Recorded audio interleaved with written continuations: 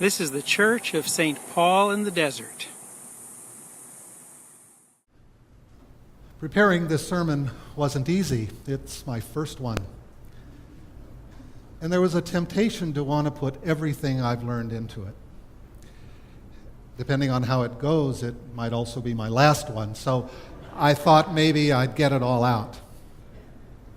But Father Andrew said no. He said that all I had to do was read the lessons and tell my story. Pretty simple.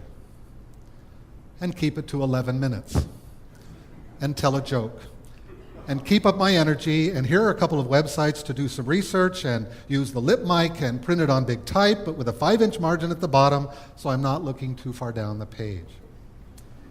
I think he had even more to say, but didn't want to undermine the basic advice. Go with the readings. So what are they about?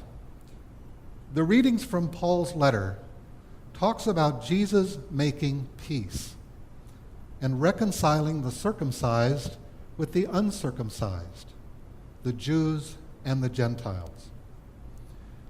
In Mark's gospel, Jesus and the apostles are seeking some quiet time, but cannot escape the crowds, and Jesus chooses to embrace them. These stories are about Jesus and his relationship to separated peoples. I have to confess that I have an easier time with the mystery of God than with the person of Jesus. After all, I can go to one of my favorite websites, Astronomy Picture of the Day, and look at galaxies taken by the Hubble Space Telescope and say, God is bigger than that. God is all, physically, spiritually, and in ways that I might not even be able to name. There is something about the absolute wholeness of God that makes it easier for me to give up to God. But a man who walked in Palestine 2,000 years ago was raised from the dead and is now among us here on earth, even today in this very church. That's harder. It requires more faith for me to face Jesus. Maybe it's because I'm the product of a scientific age and an engineer father that I primarily understand things that can be proven through repetition. But I have to work to connect with Jesus, and I need some help. Some of you know that I've conducted some adult education classes this year at St. Paul's, with the most recent series exploring St. Augustine. Of all the lessons I took away from that study, I think the most valuable for me was what this 4th century bishop and scholar had to say about reading the Bible. Over and over, Augustine reminds us that we are to use our best thinking and all the knowledge and experiences we have accumulated when we explore the Scriptures. In addition, we are to be open to new insights that come from reading the Bible based on what we have learned from other readings, other people, and other life experiences. We are to come back to the Bible again and again. We are not to check our brains at the gate. Augustine's advice gives me hope that I can grow in my relationship with Jesus, and I try to keep an open mind as I go. So we turn to today's readings and find that Paul's letter and Mark's gospel each talk about Jesus reconciling insiders and outsiders. Paul speaks of Christ making peace by reconciling Jews and Gentiles.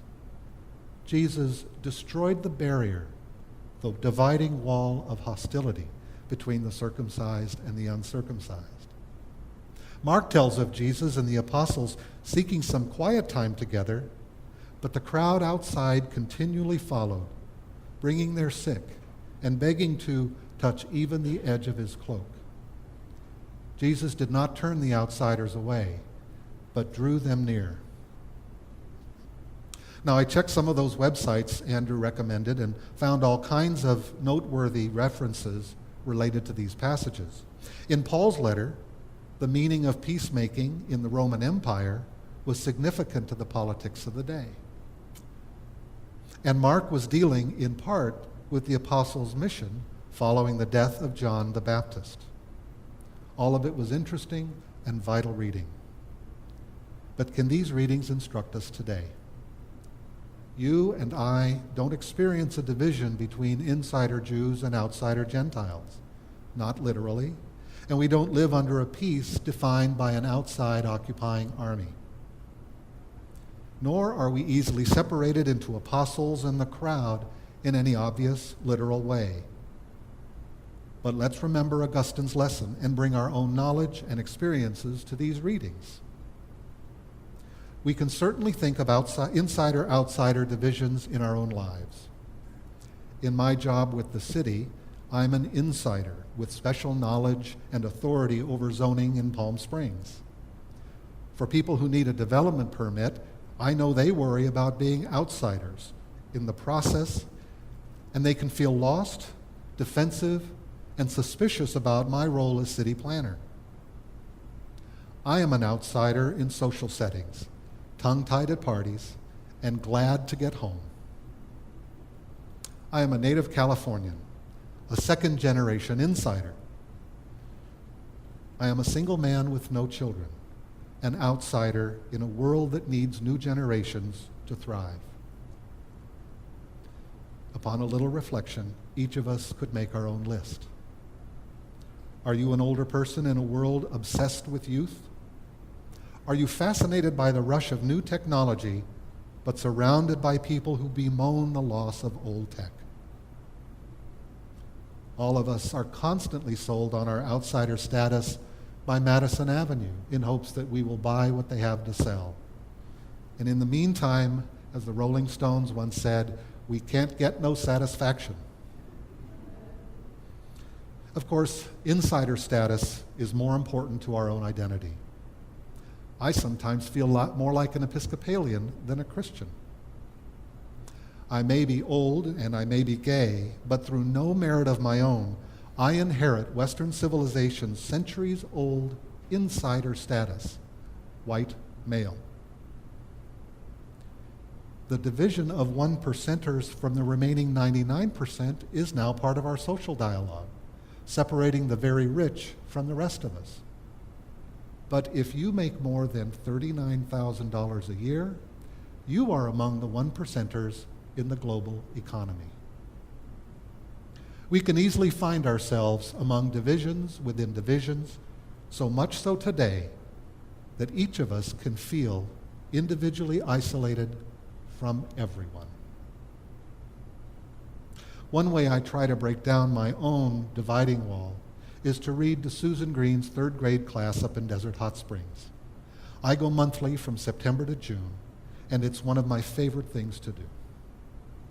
One of my favorite books is Old Turtle and the Broken Truth. In it, the people find a great truth. You are loved. But those who kept the stone on which this truth was inscribed held it apart from everyone else, and everyone else fought to get it for themselves. This message of inspiration seemed only to inspire envy and conflict. The story tells of a girl who went on a journey in search of an answer to the centuries-old strife that this great truth had caused. She finally met Old Turtle, who, in time, gave her a gift. She returned home and found that this gift fit together with the truth-inscribed rock, and together it read, "You are loved, and so are they." A divided truth made whole. Amidst all the divisions with which we surround, distinguish, and define ourselves, Jesus enters our world to bring us to the oneness of God. I don't think we are asked to abandon all those things that give us identity or that distinguish ourselves from each other.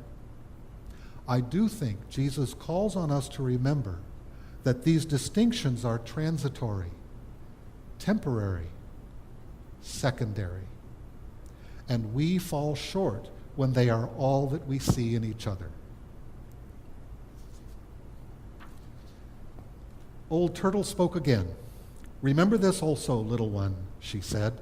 "The broken truth and life itself will be mended only when one person meets another, someone from a different place or with a different face or different ways, and sees and hears herself. Only then will the people know that every person, every being is important, and that the world was made for each of us.